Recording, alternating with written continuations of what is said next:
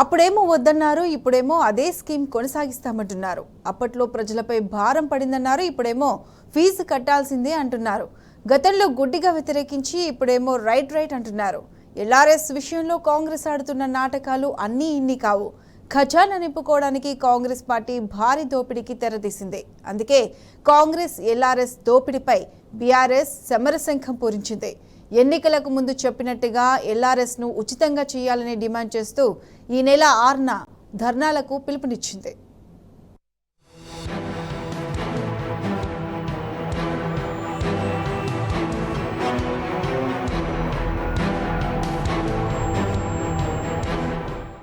Congress party స్పష్టమైన పెట్టింది, no TRS no LRS. TRS వద్దు, ఎల్ఆర్ఎస్ వద్దు, కాంగ్రెస్ ఏమొద్దు, మేము అధికారంలోకి వస్తాం, వచ్చినాక రెగ్యులరైజేషన్ ఉచితంగా చేస్తామని చెప్పి మాట. టీఆర్ఎస్ అయిపోయింది, ఎల్ఆర్ఎస్ అయిపోయింది, ఇంక ఎంఆర్ఎస్ తెస్తాడంట. ఎందుకంటే మీరిద్దరే పిల్లమూడు అని ఎవరికి గ్యారంటీ? నువ్వు వచ్చే రిజిస్ట్రేషన్ చేసి 10,000 కట్ట నీకు సర్టిఫికేట్ ఇస్తేనే మీరిద్దరు భార్య భర్త, లేకపోతే తాడు లేదు, పొంగరం లేదు, ఏం లేదు, ఇంకెక్కడ పోతారో పోండి. మేము రాష్ట్ర ప్రజలందరూ కూడా కాంగ్రెస్ పార్టీ పక్షాన విజ్ఞప్తి చేస్తూ ఉన్నాం. భయపడబాకండి, నేను నిన్న మొన్న మీరెవరు ఆందోళన పడబాకండి అని చెప్పి నేను వారికి విజ్ఞప్తి చేస్తూ, వీలైతే అసలు కట్టబాకండి, మీ అందరికీ వెసులుబాటు కలిగిస్తాం.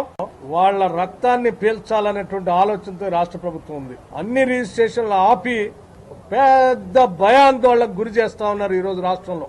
మీరు ఎల్ఆర్ఎస్ కడితేనే రిజిస్ట్రేషన్ అంటున్నారు. విన్నారుగా కాంగ్రెస్ నాయకుల ఉల్టాచోరు మాటలు. నో ఎల్ఆర్ఎస్ నో టీఆర్ఎస్ అంటూ ప్రతిపక్షంలో ఉన్నప్పుడు శోకాలు పెట్టారు. ఎల్ఆర్ఎస్ వేస్ట్ అని దొంగ ఏడుపులు ఏడ్చారు. తమ ప్రభుత్వం వచ్చిన తర్వాత ఎల్ఆర్ఎస్ ను రద్దు చేస్తామని తొడలు కొట్టారు. కానీ ఏమైంది? అధికారంలోకి వచ్చి ఏం చేశారు? గత బీఆర్ఎస్ ప్రభుత్వం తెచ్చిన ఎల్ఆర్ఎస్ నే కొనసాగించాలని కాంగ్రెస్ ప్రభుత్వం నిర్ణయం తీసుకుంది. అందుకే అనేది కాంగ్రెస్ ను చూసే అబద్ధం పుట్టిందని. నవ్విపోదురుగాక అన్న సామెత మాకోసమే అన్నట్టుగా కాంగ్రెస్ ప్రవర్తిస్తోంది. బీఆర్ఎస్ పార్టీ తెచ్చిన ఎల్ఆర్ఎస్ నే కొనసాగిస్తున్న కాంగ్రెస్ సర్కారు ఆనాడు ఇచ్చిన హామీని మాత్రం అటకెక్కించింది. అధికారంలో లేనప్పుడు ఎల్ఆర్ఎస్ ఫ్రీగా చేస్తామని హస్తం పార్టీ నేతలు మాటిచ్చారు. ఇప్పుడేమో ముక్కుపిండి ఫీజు వసూలు చేయాలని డిసైడ్ అయ్యారు. జనం నుంచి దండుకోవడమే ఎజెండాగా పెట్టుకున్నారు. ఎల్ఆర్ఎస్ ద్వారా పేదల మీద భారం మోపడానికి రంగం సిద్ధం చేశారు. ఎల్ఆర్ఎస్ కోసం దరఖాస్తు చేసుకున్న 25 లక్షల మంది నుంచి మార్చిలోగా 20,000 కోట్ల రూపాయలు వసూలు చేసేందుకు పథకం రచించింది కాంగ్రెస్.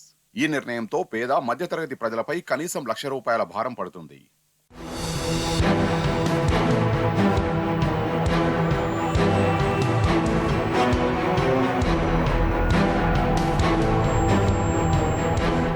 గత బీఆర్ఎస్ ప్రభుత్వం 2020 ఆగస్టు 31 నుంచి అదే ఏడాది అక్టోబర్ 31 వరకు 2 నెలల పాటు ఎల్ఆర్ఎస్ దరఖాస్తులు స్వీకరించింది. రాష్ట్ర వ్యాప్తంగా 25.44 లక్షల అప్లికేషన్లు వచ్చాయి. ఓపెన్ ప్లాట్లు, నాన్ లేఅవుట్ కు సంబంధించిన దరఖాస్తులు ₹1,000 ఫీజు చెల్లించి డాక్యుమెంట్ కాపీని సమర్పించారు. పెద్ద లేఅవుట్ స్థలాలకు ₹10,000 చెల్లించారు. కోర్టు కేసుల కారణంగా ఆ ప్రక్రియ అంతటితో నిలిచిపోయింది. ఇక ఇప్పుడొచ్చిన కాంగ్రెస్ పార్టీ ఎల్ఆర్ఎస్ నే కొనసాగించాలని ఫిక్స్ అయింది. గత బీఆర్ఎస్ ప్రభుత్వం తీసుకొచ్చిన నిబంధనల ప్రకారమే లేఅవుట్ క్రమబద్ధీకరణ చేపట్టాలని సీఎం రేవంత్ అధికారులకు సూచించారు. దరఖాస్తుదారులు పూర్తి రుసుము చెల్లించి మార్చి 31లోగా లేఅవుట్ క్రమబద్ధీకరణ చేసుకునేందుకు అవకాశం ఇవ్వాలని నిర్ణయం తీసుకున్నారు.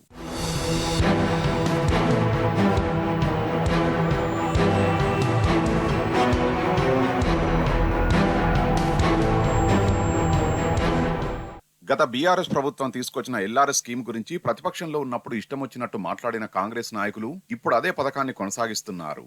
అధికారంలోకి వస్తే లేఅవుట్ రెగ్యులరైజేషన్ స్కీమ్ ను ఉచితంగా చేస్తామని ఆనాడు ప్రగల్భాలు పలికారు. ఎవరు ఎల్ఆర్ఎస్ కట్టొద్దని నాటి పీసీసీ చీఫ్ ఉత్తమ్ కుమార్ చేసిన వ్యాఖ్యలు ఉత్తుత్తివే అయ్యాయి. వచ్చేది తమ ప్రభుత్వమేనని, ఎల్ఆర్ఎస్ ను రద్దు చేస్తామని నాటి సీఎల్పీ నేత, ప్రస్తుత డిప్యూటీ సీఎం భట్టి విక్రమార్క, మంత్రి సీతక్క ప్రకటించారు. అధికారం చేతికి అందగానే ఇచ్చిన హామీలను బుట్టదాఖలు చేశారు. మరో మంత్రి కోమటిరెడ్డి వెంకటరెడ్డి అయితే ఎల్ఆర్ఎస్ కు వ్యతిరేకంగా న్యాయ పోరాటం చేస్తామని ఆనాడు రంకెలేశారు. కానీ ఏమైంది? అధికారంలోకి రాగానే మూతికి కుట్లేసుకున్నారు. ఎన్నికల్లో గెలవడానికేమో అడ్డగోలుగా హామీలు ఇచ్చారు.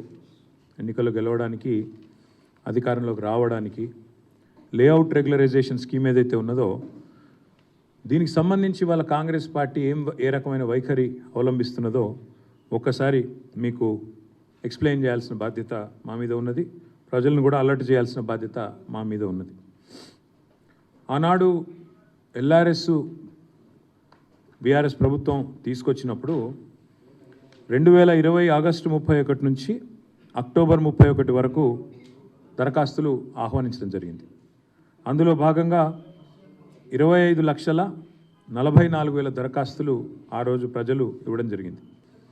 అయితే కోమటిరెడ్డి వెంకటరెడ్డి గారు ఆనాడు ఎంపీ, ఈరోజు మంత్రి, ఆయన స్వయంగా పోయి కోర్టులో కేసు వేశారు. ఇది అన్యాయము అని చెప్పి కేసు వేయడమే కాకుండా ఆయన ఏమన్నారంటే పాత విధానంలోనే రిజిస్ట్రేషన్లు చేయాలి, మీరు ఎల్ఆర్ఎస్ అని పెట్టి ఈ రకంగా చేయడం అన్యాయము అని చెప్పడమే కాకుండా ఆయన ఎన్నికల ప్రచారంలో కూడా దీన్ని ఒక అస్త్రంగా వాడుకున్నారు.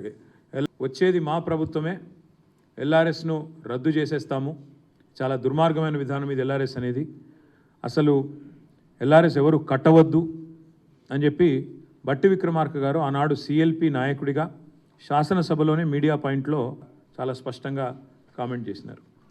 నో ఎల్ఆర్ఎస్, నో టీఆర్ఎస్, అసలు టీఆర్ఎస్ అనే పార్టీ ఉండకూడదు, ఎల్ఆర్ఎస్ అనేది కూడా మనం చేయకూడదు అని మాట్లాడుతూ ఉత్తమ్ కుమార్ రెడ్డి గారు ఏమన్నారంటే కాంగ్రెస్ అధికారంలోకి వచ్చాక ఉచితంగా భూములను క్రమబద్ధీకరిస్తాం, ఉచితంగానే ఎల్ఆర్ఎస్కు ఏ ఫీజు లేకుండా చేస్తాము అని స్వయంగా ఉత్తమ్ కుమార్ రెడ్డి గారు అన్నమాట. ఎల్ఆర్ఎస్ పేరుతో కాంగ్రెస్ పార్టీ చేస్తున్నది ముమ్మాటికి రాజకీయమే. గత ప్రభుత్వం ఎల్ఆర్ఎస్ ను తీసుకువస్తే కాంగ్రెస్ నేతలు తీవ్రంగా వ్యతిరేకించారు. తీరా అధికారంలోకి వచ్చిన తర్వాత మాట మార్చారు. ఎల్ఆర్ఎస్ పేరుతో 20,000 కోట్ల రూపాయలు వసూలు చేయడమే లక్ష్యంగా పెట్టుకుంది కాంగ్రెస్. ఆ డబ్బుతో పార్లమెంటు ఎన్నికల్లో ఓట్లు కొనేందుకు కుట్రలు చేస్తోంది. గతంలో కోమటిరెడ్డి వెంకటరెడ్డి, సీతక్క, ఉత్తమ్ కుమార్ రెడ్డి ఎల్ఆర్ఎస్ ను వ్యతిరేకించారన్నది బహిరంగ సత్యం. ప్రజలపై భారం పడుతుందని ఆనాడు అడ్డగోలు విమర్శలు చేశారు. కోమటిరెడ్డి అయితే ఏకంగా హైకోర్టులో కేసు కూడా వేశారు. కానీ ఇప్పుడు మాత్రం ఎల్ఆర్ఎస్ పై మంత్రులు మౌనం పాటిస్తున్నారు. ఎల్ఆర్ఎస్ అమలు విషయంలో సీఎం మంత్రుల మధ్య గ్యాప్ వచ్చినట్టు తెలుస్తోంది. మంత్రులకు తెలియకుండానే సీఎం నిర్ణయం తీసుకున్నారా అన్న అనుమానాలు కలుగుతున్నాయి. మంత్రిమండలి నిర్ణయం తీసుకుంటే మరి ప్రతిపక్షంలో ఉన్నప్పుడు వ్యతిరేకించిన కోమటిరెడ్డి వెంకటరెడ్డి, సీతక్క, ఉత్తమ్ కుమార్ రెడ్డి ఇప్పుడెందుకు మద్దతు ఇచ్చినట్టు? అప్పట్లో ప్రజలపై భారం పడిందన్నారు, మరి ఇప్పుడెందుకు యూటర్న్ తీసుకున్నారు? గతంలో సర్కారు ఫ్రీగా ఎల్ఆర్ఎస్ చేయాలన్నారు, మరి ఇప్పుడెందుకు ఫీజు వసూలు చేస్తున్నారు? గతంలో వ్యతిరేకించి ఇప్పుడు ఎందుకు సమర్థిస్తున్నట్టు? తెర వెనుక అసలేం జరిగింది? ఈ అనుమానాలన్నీ ఇప్పుడు సర్వత్రా వ్యక్తమవుతున్నాయి.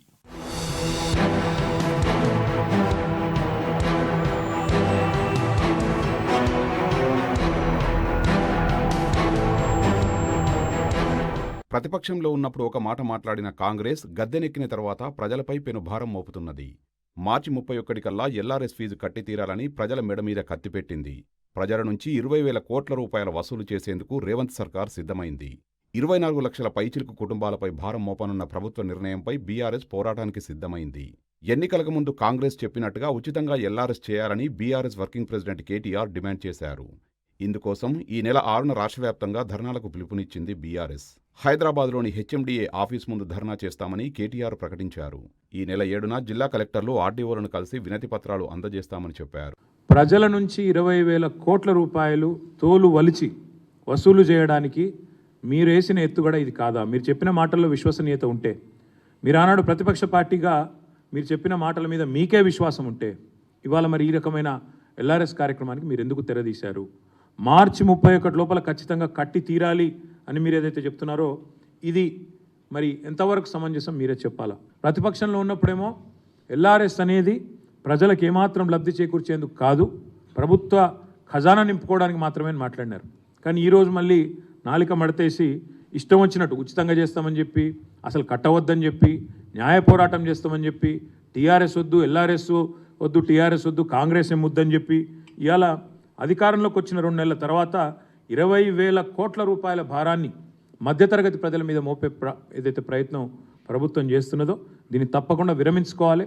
ఫ్రీగా మీరు చెప్పినట్టు ఎల్ఆర్ఎస్ ఫ్రీగా చేయాలని చెప్పి రాష్ట్ర ప్రభుత్వాన్ని మేము డిమాండ్ చేస్తూ ఉన్నాం. కాబట్టి కాంగ్రెస్ పార్టీ గతంలో ఇచ్చిన హామీని నిలబెట్టుకోవాలని డిమాండ్ చేస్తూ, ఉచితంగా ఎల్ఆర్ఎస్ను అమలు చేయాలని డిమాండ్ చేస్తూ 6వ తారీఖు నాడు అన్ని నియోజకవర్గ కేంద్రాలు రాష్ట్ర వ్యాప్తంగా, హైదరాబాద్లో హెచ్ఎండిఏ కార్యాలయం దగ్గర, అదేవిధంగా జిహెచ్ఎంసీ కార్యాలయం దగ్గర, హైదరాబాద్ కాడికేమో హెచ్ఎండిఏ జిహెచ్ఎంసీ కార్యాలయం, మిగతా అన్ని నియోజకవర్గ కేంద్రాల్లో ధర్నాలకు పార్టీ పిలుపునిస్తూ ఉంది. ఇది మరి ప్రజలు కూడా మాతో కలిసి రావాలని చెప్పి కూడా విజ్ఞప్తి చేస్తాం. తదనంతరం జిల్లా కేంద్రాల్లో కూడా మరి జిల్లా కలెక్టర్లను కలవడం, అదేవిధంగా రెవెన్యూ ఆర్డీఓ గారు, కలెక్టర్లు అక్కడ కలెక్టర్లు, లేని చోట ఆర్డీఓలు ఉన్న అక్కడ ఆర్డీఓలను కూడా కలిసి మా పార్టీ తరఫున, బాధితుల తరఫున వినతి పత్రాలు కూడా అందజేస్తాం. తప్పకుండా మా పార్టీ తరఫున న్యాయ పోరాటం కూడా చేస్తాం ఈ విషయంలో అని చెప్పి కూడా నేను విజ్ఞప్తి చేస్తా ఉన్నా. ఒక్కటి మాత్రం నిజం, హామీల అమలుపై మాట మార్చడం కాంగ్రెస్ నైజం. మాయలమారి కాంగ్రెస్ ప్రభుత్వ నిర్ణయంపై ప్రజలు విస్మయం వ్యక్తం చేస్తున్నారు. ఓడ ఎక్కేదాకా ఓడమల్లన్న, ఓడ దిగాక బోడమల్లన్న అన్న చందంగా కాంగ్రెస్ వైఖరి ఉందని మండిపడుతున్నారు. హస్తం పార్టీకి బుద్ధి చెప్పాల్సిన టైం వచ్చిందంటున్నారు తెలంగాణ ప్రజలు.